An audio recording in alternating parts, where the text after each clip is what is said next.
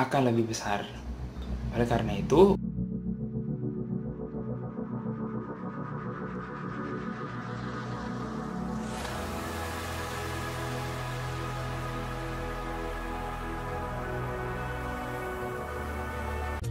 baik, kali ini kita akan bahas intake dan exhaust system.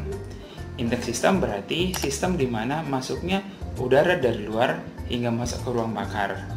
Untuk exhaust system berarti proses keluarnya udara hasil pembakaran hingga ke luar. Oke, pertama-tama kita bahas dulu intake system. Intake system dimulai dari udara akan disaring di brake cleaner. Kemudian udara tersebut akan masuk ke air cleaner. Nah, di dalam air cleaner ada dua elemen, inner dan outer. Di beberapa brands ada yang mengatakan bahwa outer air cleaner ini bisa disemprot. Akan tetapi di beberapa brand juga mengatakan outernya sama sekali tidak bisa disemprot. Jadi, jika terjadi kebuntuan, air cleanernya harus diganti, tidak bisa disemprot. Mengapa tidak bisa disemprot? Karena ketika disemprot, seharusnya ketika air cleaner berfungsi sebagai penyaring udara kotor, ketika disemprot, pori-porinya akan melebar, sehingga udara yang masih kotor dari brake cleaner tadi akan masuk ke ruang bakar. Maka, di beberapa brands, memang air cleaner dilarang disemprot, tetapi di beberapa brand juga, air cleaner ada yang diizinkan untuk disemprot, sesuai dengan maintenance manualnya tersendiri.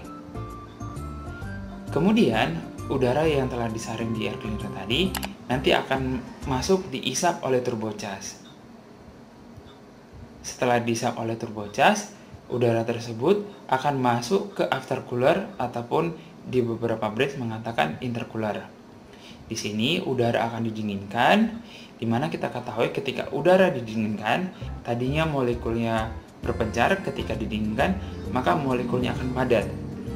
Sehingga ketika masuk ke ruang bakar, volumenya akan lebih besar. Oleh karena itu, untuk beberapa unit yang tidak dilengkapi aftercooler ataupun intercooler, biasanya powernya sedikit lebih rendah. Kemudian, udara yang telah didinginkan di aftercooler tersebut akan masuk ke ruang bakar. Nah, di ruang bakar akan terjadi proses pembakaran itu sendiri. Nah, itu secara singkat proses intake system. Di beberapa brands dilengkapi dengan sensor kebuntuan atau air clogging sensor. Ada yang bersifat elektrik dan ada yang bersifat manual. Oke, sekarang kita masuk ke exhaust system. Exhaust system berarti proses keluarnya udara hasil pembakaran hingga keluar. Udara dari hasil pembakaran itu nanti akan keluar melalui exhaust manifold, kemudian akan melalui turbin dari turbocharge.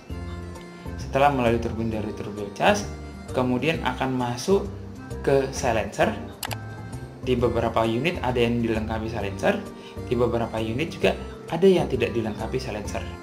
Jadi, setiap unit, setiap operator harus memperhatikan dengan baik.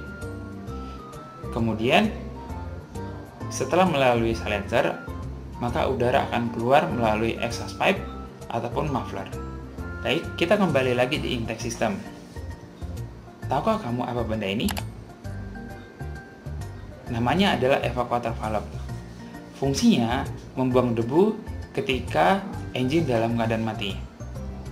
Jadi, ketika engine dalam keadaan mati, setiap operator bisa membuang debu melalui saluran ini. Akan tetapi, ketika engine hidup, saluran evacuator valve ini akan menutup. Oleh karena itu, diperhatikan ya posisi yang tepat. Jadi, evacuator valve ini harus selalu dalam posisi di bawah.